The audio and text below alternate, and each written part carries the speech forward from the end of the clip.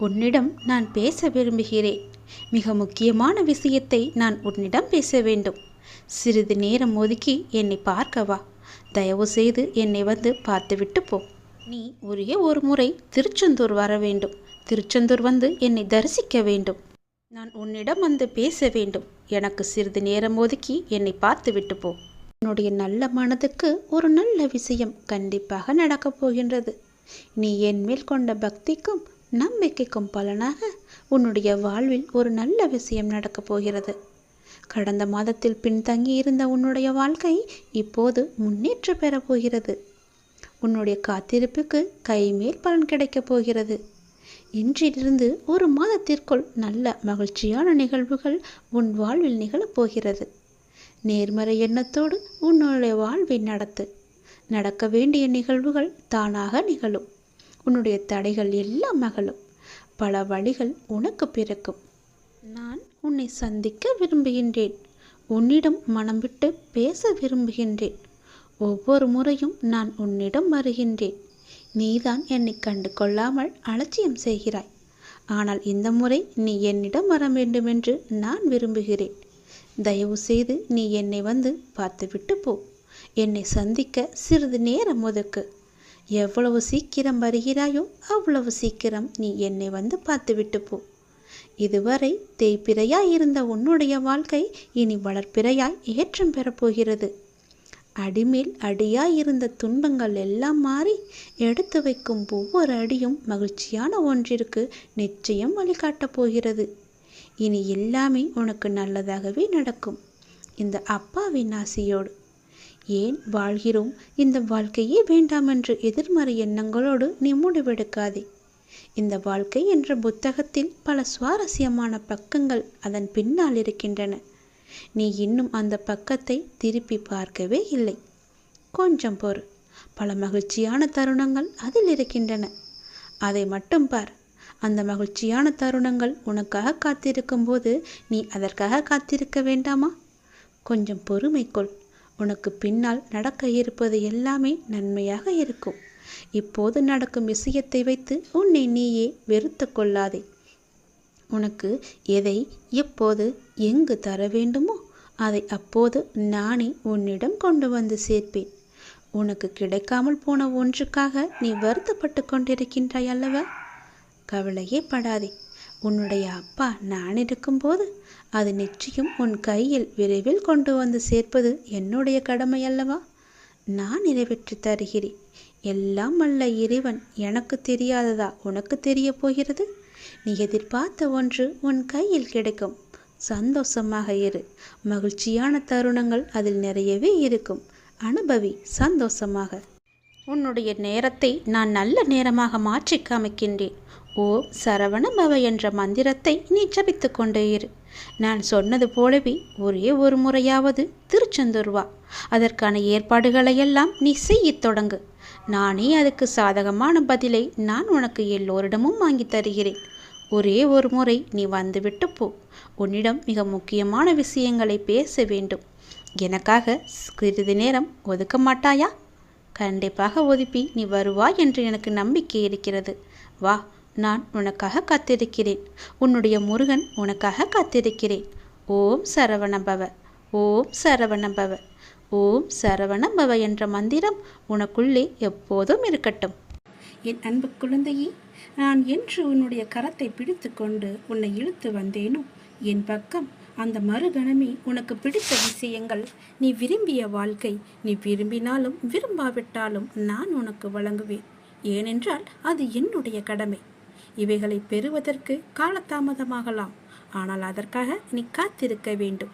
பொறுமையாக இருக்க வேண்டும். அவசரமே படக்கூடாது.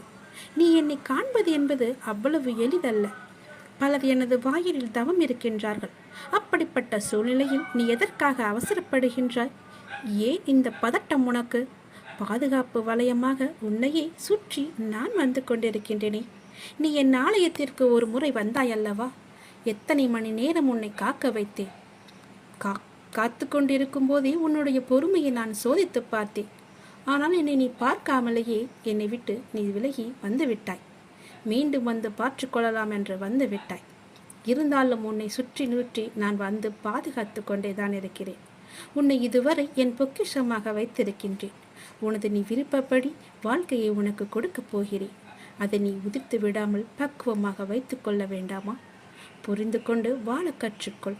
நீ எப்போது என்னை முழுவதுமாக புரிந்து கொள்கின்றாயோ அப்போது எனது தரிசனமும் பரிபூர்ண ஆசீர்வாதமும் உனக்கு கிடைக்கும். உன்னை பற்றி யார் எப்படி வேண்டுமானாலும் பேசட்டும், எதை வேண்டுமானாலும் பேசட்டும், செய்யட்டும். எதை பற்றியும் நீ கவலைப்படாதே. நீ எதை செய்ய நினைத்தாலும் நீயாகவே செய். கூட்டு சேர்ந்து செய்ய முயற்சிக்காதே. உன்னுடைய உழைப்பு வீணாகி விடும். நீ எதிர்பார்த்தது தடைப்படும். தன்னிச்சையாக செய். நான் இருக்கின்றேன். பக்க பலமாக உன்னுடைய பாதையில் திடமாக இரு. நான் ஒருவன் இருக்கும்போது யாரையும் தேடி சென்று உனது விருப்பத்தை சொல்ல முயற்சிக்காதே. முதலில் உன் மீது நம்பிக்கை வை. உன் மீது நீ வைக்கின்ற நம்பிக்கையே என் மீது நீ வைக்கின்ற நம்பிக்கை. இனி வரும் தருணத்தில் ஜெயிக்கப் போவது நீயாக இருப்பாய். என்னால் எதுவும் முடியும் என்ற நம்பிக்கையோடு இரு. நிச்சயம் அது முடியும். உன்னில் இருப்பது நீ அல்ல, நான். நிழலாக நான் எங்குமே இருப்பேன். உனக்கு உதவிக்கு யாரும் இல்லை என்று நீ நினைத்து மனம் உடைந்து நிற்கதியாக நின்றபோது உன்னுடைய கரங்களை இருக்க பற்றியவன் நான். தனியாக இருப்பதாய் எண்ணி வருந்தாதே. எந்த சூழ்நிலையிலும் நான் உன்னை கைவிட மாட்டேன். உன் வாழ்வில் நடக்க முடியாது என்று நினைத்த விஷயங்கள் எல்லாம் என்னுடைய ஆசையால், என்னுடைய கிருபையால் நான் உனக்கு நிகழ்த்தி காமிக்கப் போகின்றேன். நீ சந்தோஷமாக வாழப் போகிறாய்.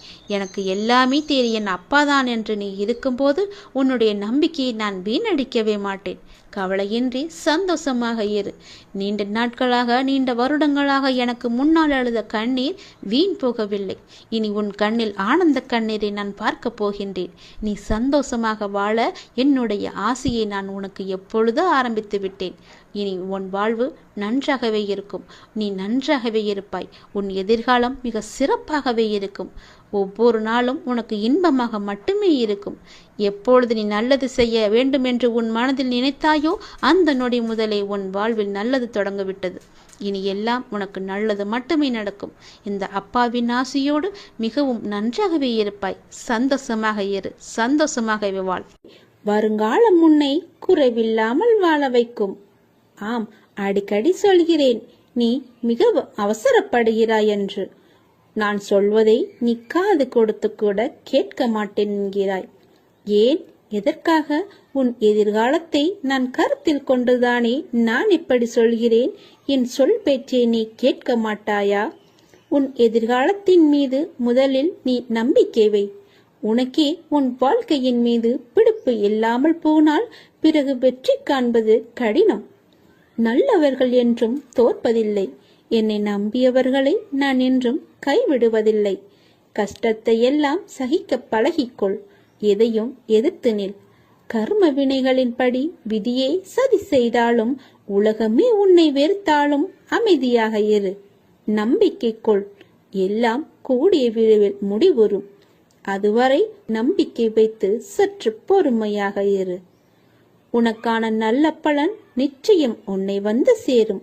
உனக்கு கவசமாய் நான் இருக்கிறேன். உன்னை சீரும் சிறப்புமாக வாழ வைப்பதே என் பொறுப்பு, என் கடமை. நற்பெயருடன் நிம்மதியான மகிழ்ச்சியான வாழ்க்கையை நான் உனக்கு நிச்சயம் அமைத்துக் கொடுப்பேன். உன் பெற்ற தாயின் கடமை போல நான் இதை எடுத்துக்கொள்கிறேன். வருங்காலம் உன்னை குறைவில்லாமல் வாழ வைப்பேன். அந்த காலம் உன்னை தானாய் தேடி வரும். நீ தற்போது பணம் இல்லாமல் தவிக்கலாம். ஆனால் நிச்சயம் உன் கடன் பிரச்சனை அனைத்தும் முடியும் நேரத்தை நீ தொட்டு விட்டாய். வாழ்வில் ஒரு விஷயம் உனக்கு கூடி வரவில்லை என்று யோசிக்கிறாயே, அதற்கு உன்னை நான் தயார் செய்து வருகிறேன் என்பதை நீ யோசித்தாயா? அதை நீ உணர்ந்து அதன் அர்த்தம் தெரியாமல் புலம்பி வேதனை அடைகிறாய். இருள் சூழ்ந்த அடுத்த நிமிடமே சூரியன் வருவதில்லை. அதை போலவே தான் உன் இருளும், இருள் சூழ்ந்த நாட்களும். ஒரு மரத்தை வேண்டாம் என்று நினைத்தால் அதை உடனே வெட்டி விடுகிறோம். ஆனால் அதை வளர்ப்பதற்கு எவ்வளவு முயற்சி கொண்டு இருப்போம் என்பதை தெரியுமா? இதுவே அந்த மரத்தை எடுத்து இன்னொரு இடத்தில் வைப்பதற்கு நீ யோசித்து இருந்தால் நீ செய்திருப்பாயா? அந்த வேலையை நீ உணர இன்னும் நீ பக்குவம் அடைய வேண்டியதா இருந்தது. இப்போது உன் மனதளவில் ஏற்பட்ட மாற்றங்கள் அந்த மரத்தை இன்னொரு இடத்தில் வைத்து வளர்க்கும் எண்ணம் வந்துவிட்டது. அதற்குத்தான் உன் தந்தை இவ்வளவு முயற்சி செய்தேன். அதிலிருந்து நாம் கனிகளை பெறும் காலமும் வந்துவிட்டது. நீ என் பிள்ளை, என் உயிர். என் ஆசீர்வாதங்களுடன் என் குருவின் ஆசீர்வாதங்களையும் இறைவனுடைய அனுக்கிரகம் அருளையும் பெற்ற செல்ல பிள்ளை நீ. எல்லாம் நன்றாக சுபிட்சமாக நடைபெறும்.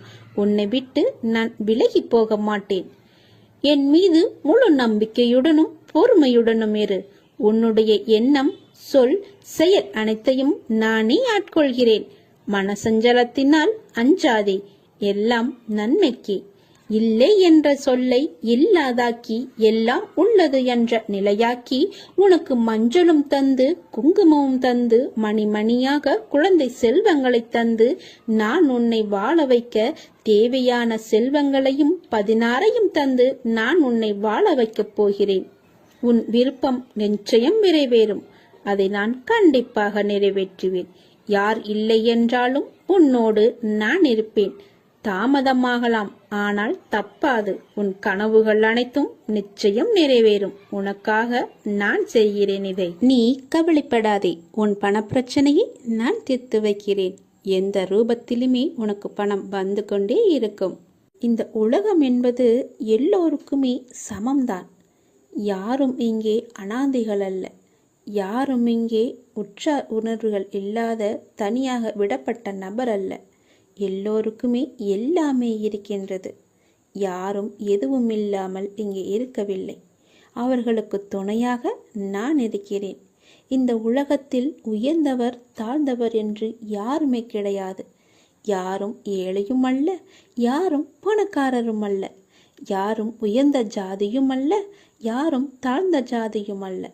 யாரும் யாரை விடவும் உயர்ந்தவர் என்றோ தாழ்ந்தவர் என்றோ மதிப்பு மிக்கவர் என்றோ அறிவானவர் என்றோ அழகானவர் என்றோ உங்களையும் நீங்கள் மற்றவர்களையும் நினைக்க வேண்டாம். இந்த பூமியில் ஒவ்வொரு மனிதர்களுமே சிறப்புக்குரியவர்தான். அனைவருமே தத்தம் துறைகளில் சிறப்பானவர்களே.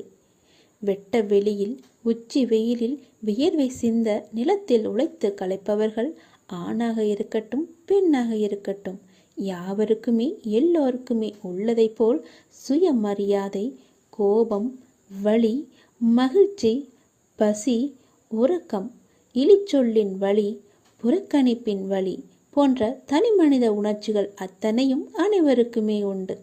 அவர்களும் மனிதர்கள்தான். உண்மையில் உயர்ந்தவர் தாழ்ந்தவர் என்று யாருமே இல்லை. சில வாய்ப்புகள் தான் யார் இந்த பொழுதில் அவசியமானவர் என்பதை நமக்கு புரிய வைக்கிறது. அந்த புரிதலை உணர்ந்து கொள்பவர்கள் மனித நேயத்துடனே நடந்து கொள்வர். மனிதநேயம் கொண்டவர்களாலேயே மக்களை திருப்திப்படுத்தும் சேவையை வழங்க முடியும். அவர்களே மரணித்தாலும் மனிதர்கள் மனங்களில் இடம் பிடித்து எப்போதும் அழியா புகழுடன் இருப்பார்கள். மனிதர்கள் யாராயினும் அவர்கள் அனைவருமே சமம்தான். உயர்ந்தவர் என்றோ தாழ்ந்தவர் என்றோ படித்தவர் என்றோ படிக்காதவர் என்றோ ஏழை என்றோ பணக்காரன் என்றோ கருப்பு என்றோ சிவப்பு என்றோ உயர்ந்த ஜாதி என்றோ தாழ்ந்த ஜாதி என்றோ எந்த இருமே கிடையாது. அப்படிப்பட்ட நிலை நிச்சயமாகவே மாற வேண்டும். சமத்துவம் என்ற நிலை நிலவ வேண்டும் என்றால் மக்கள் மனதில் மாற்றம் ஏற்பட வேண்டும். ஏற்பட்டே ஆக வேண்டும். எனக்கு எல்லோருமே சமம்தான். நான் யாரையும் ஏற்று இரக்கத்தோடு நான் பார்ப்பதே இல்லை. அது நம்மிடமிருந்தே தொடங்குவோம். இனி ஒரு உலகம் புதிதாக அமைப்போம். நிகரான மனிதர்களை மதிப்போம். நாமாக வாழ்வோம். முதலில் மனிதனாக வாழ்வோம். நான் யாரையும் ஏற்றம் இரக்கம் கொண்டு பார்க்காமல் அனைவரையும் சமமாகவே பார்க்கிறேன். எல்லோருமே என்னுடைய குழந்தைகள்தான். நீங்களும் அப்படியே பாருங்கள். ஓம் நமச்சிவாய. எல்லாம் நல்லதே நடக்கும். நீ பொறுமையுடன் இரு. நீ விரும்பிய எதுவும் உன் வாழ்க்கையில் கிடைக்காமல் போயிருக்கலாம். ஆனால் நீ விரும்பியதை விட சிறப்பான ஒன்றை உனக்கு நான் தருவேன். என் மேல் உனக்கு நம்பிக்கை இருக்கிறது அல்லவா? எல்லாம் வல்ல இறைவன் உனக்கு நல்லது செய்வதற்காகத்தான் நான் காத்து கொண்டிருக்கிறேன். உனக்கு தெரியாது நான் உனக்காக என்ன திட்டங்கள் வைத்திருக்கிறேன் என்று. இன்னும் சில நாட்கள் காத்திரு. என்னுடைய திட்டங்களை கண்டு நீ மிகவும் சந்தோஷப்படுவாய். என் அப்பா எனக்கு இப்படி செய்து விட்டாரே என்று நீ மிகவும் சந்தோஷமாகவே வாழ்வாய். சுய விசாரணை ஒன்றுதான் தவறில்லாத ஒரே வழி. நீங்கள் உண்மையில் இருக்கும் நிபந்தனையற்ற முழுமையான இருப்பை உணர ஒரே நேரடியான ஒன்று சுய விசாரணை. நான் யார்?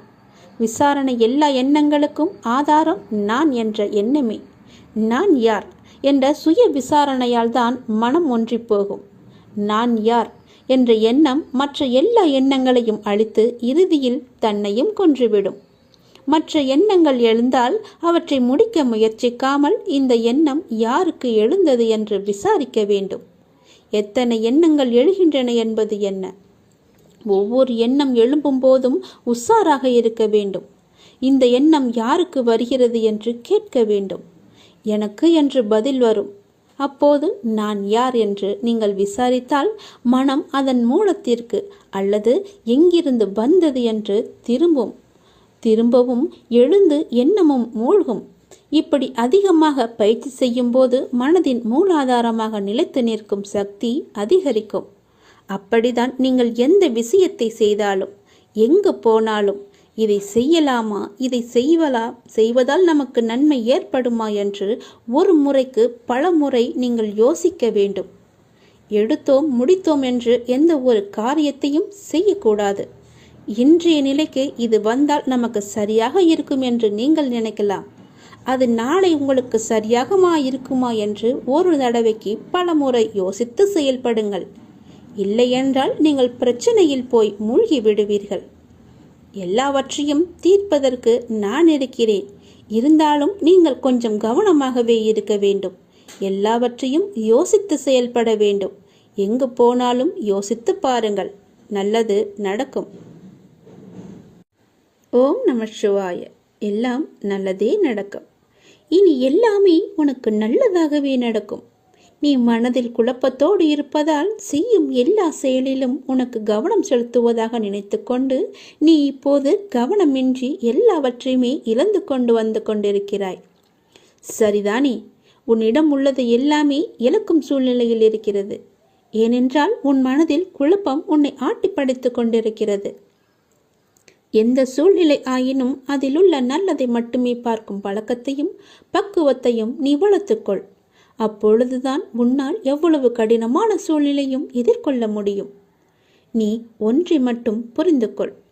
இவ்வுலக வாழ்வில் நடக்கும் நிகழ்வுகள் அனைத்துமே ஏதாவது ஒரு காரணத்திற்காக மட்டுமே நடக்கிறது. அதில் நீ மட்டும் விதிவிலக்கு அல்ல. உன் வாழ்வில் நடக்கும் நிகழ்வுகள் அனைத்தும் உன் இறந்த கால வாழ்விலோ அல்லது முன் ஜென்மத்திலோ நீ விதித்த செயல்களின் விளைச்சல்கள். அதைதான் தற்போது நீ அறுவடை செய்து கொண்டிருக்கிறாய். அதற்காக நீ உன்னை தாழ்த்தி கொள்ளாதே. எல்லாமே உன்னுடைய கர்ம வினைகளின் படிதான் நடந்து கொண்டிருக்கின்றன. இப்பொழுது நீ செய்யும் செயல்களுக்கான பலனை வருங்காலத்தில் நிச்சயமாகவே அனுபவிக்க வேண்டும்.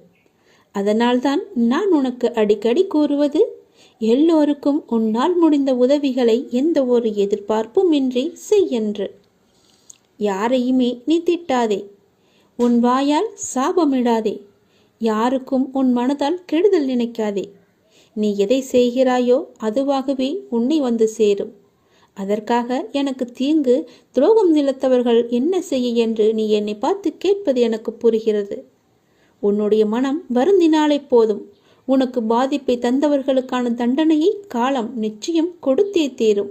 உன் அப்பா நான் பார்த்து கொண்டு சும்மா இருக்க மாட்டேன். எல்லாமே உடனுக்குடன் நடக்க வேண்டும் என்று மட்டும் நினைக்காதே. தாமதமாயினும் என்றுமே தர்மமே வெல்லும். எனவே எந்த நேரத்திலும் நேர்மையாக சிந்திக்கவும் செயல்படவும் நீ தொடங்கு. அதுதான் உனக்கு உன் லட்சியத்தை அடைய செய்யும். என் வார்த்தைகள் மீது நம்பிக்கை வை. உன் அப்பா செய்வது எல்லாமே உன்னுடைய நன்மைக்காகவே. இந்த சிவனின் வாக்கு என்றுமே பவைக்காது. சிவன் செய்தால் எல்லாம் நல்லதாகவே நடக்கும். உன் அப்பா நான். எல்லாவற்றையும் நானே பார்த்து கொள்கிறேன். வாழ்வில் உனக்கான தேடல் நிச்சயம் கிடைக்கும். அதற்காக உன்னுடனே நான் துணை நிற்பேன். நீ எதற்குமே கலங்காதே. உன் தேடல் எதுவோ அதை நோக்கி நீ பயணப்பட்டு கொண்டே இரு. என் துணை நிச்சயமாக உனக்கு இருக்கும். உன் கண்ணில் வடியும் கண்ணீரை துடைக்க நானே வருவேன். நானே உனக்கு துணையாக இருப்பேன். நீங்கள் சற்று திரும்பி பாருங்கள். உங்களை கஷ்டப்படுத்திய நாட்கள் எல்லாம் கற்றுக் கொடுத்த நாட்கள் என்று உங்களுக்கே தெரிய வரும். அத்தகைய அனுபவங்களை சேகரித்து வையுங்கள். இனி வரும் நாட்களில் எச்சரிக்கையோடு செயல்பட அதுவே உங்களுக்கு உதவியாக இருக்கும். கவலைப்படுவதற்கு காரணங்களை தேடாமல் ஒவ்வொரு நிகழ்விலும் உள்ள யதார்த்தத்தை எண்ணி மகிழ்ச்சியாக இருக்க பழகி கொள்ளுங்கள். எந்த சூழ்நிலையிலும் முயற்சியை மட்டும் கைவிடாதீர்கள். விதியின் பயனில்லை என்றாலும் முயற்சியின் பலன் கட்டாயம் உண்டு. காலில் மிகச்சிறிய முள் குத்தி இருந்தால் கூட எவ்வாறு விரைவாக ஓட முடியாதோ அதே போல உங்கள் மனதில் சிறிய சிறிய பிரச்சனைகள் உங்கள் செயல்பாட்டு திறனை பாதித்தால் நீங்கள் பெரிய வாய்ப்புகளை உரிய தருணத்தில் சரியான முறையில் பயன்படுத்தி வெற்றி காண முடியாது. எனவே சிறு பிரச்சனைகளுக்கு முக்கியத்துவம் தராமல் அப்பிரச்சனைகளுக்கு உடனுக்குடன் தீர்வு கண்டு நமது மனதை மிகவும் அமைதியான முறையில் வைத்துக்கொள்வது நமக்கு விரைவிலேயே வெற்றியை ஈட்டித் தரும். வாழ்க்கை முடிவற்ற சாத்தியங்கள் நிறைந்தது. நன்மைகளை அறுவடை செய்ய சரியான நேரத்தில் சரியானதை செய்யுங்கள்.